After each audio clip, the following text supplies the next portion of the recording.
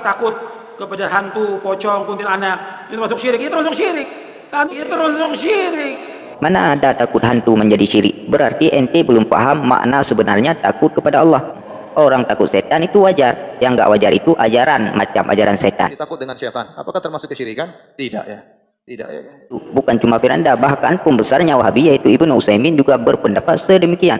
Dalam kitab Tauhid, Ibnu Utsaimin Al-Wahabi menyatakan Nabi Musa keluar dalam keadaan takut, menunggu-nunggu dengan khawatir. Dia berdoa, ya Tuhanku, selamatkanlah aku dari orang-orang. Bismillahirrahmanirrahim.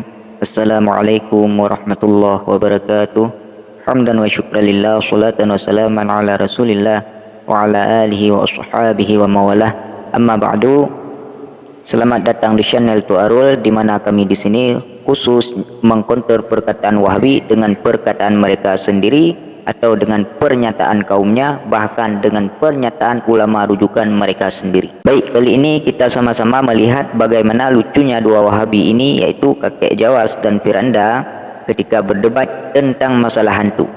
Yang mana kakek Jawas ini ketika ditanya, syirikkah orang yang takut hantu? Lalu kakek Jawas tanpa ragu, tanpa pikir panjang, dia menjawab, takut hantu adalah suatu kesyirikan karena takut kepada selain Allah. Baik, kita simak dulu videonya. Maka takut kepada hantu, pocong, kuntilanak, itu masuk syirik. Itu masuk syirik.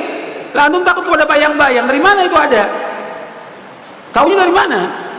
Itu kan setan. Ya salam, kakek, apakah anda tidak bisa berkalam selain kalam syirik? Takutnya nanti pas ajal menjemput kakek ini, ketika ditalkin malah berucap syirik, bid'ah. Aduh kongkong, mana ada takut hantu menjadi syirik? Berarti ente belum paham makna sebenarnya takut kepada Allah. Nih ya kek, aneh ajarin kakek. Takut Allah atau disebut takwa itu adalah imtisalu awamirillah wajtinabu nawahi sirra wa alaniyah, menjunjung tinggi perintah Allah dan menjauhkan segala larangannya, baik secara terang-terangan atau tersembunyi. Jadi ini kayak makna takut Allah, bukan takut macam takut setan. Haduh kongkong, takut setan itu hanya fitrah manusia, sama seperti anda takut buaya ketika di sungai. Itu bukan takwa kepada setan atau buaya namanya kong. Orang takut setan itu wajar, yang nggak wajar itu ajaran, macam ajaran setan. Orang yang takut setan karena seram wajahnya atau lainnya, itu bukan berarti kita menganggap setan adalah Tuhan. Jadi tolong bedakan antara khauf dan takwa. Makanya dalam hukum fiqh itu ada keringanan ketika kita takut hilang harta atau takut hilang nyawa karena binatang buas. Lihat saja pada bab tayamum, orang yang ada air, tapi kalau kita mengambil air itu di dalamnya ada binatang buas, baik buaya atau lainnya, maka dibolehkan untuk tayamum. Nah, hukum ini tidak berlaku buat ente kong, karena ente kagak takut apapun kecuali Allah. Kalau ada buaya di air nggak usah takut kong, langsung terjun payung aja ke airnya, karena takut buaya juga syirik kong. Ini tutorial khusus buat Wahabi ya saudara-saudara, biar mereka kagak pada syirik.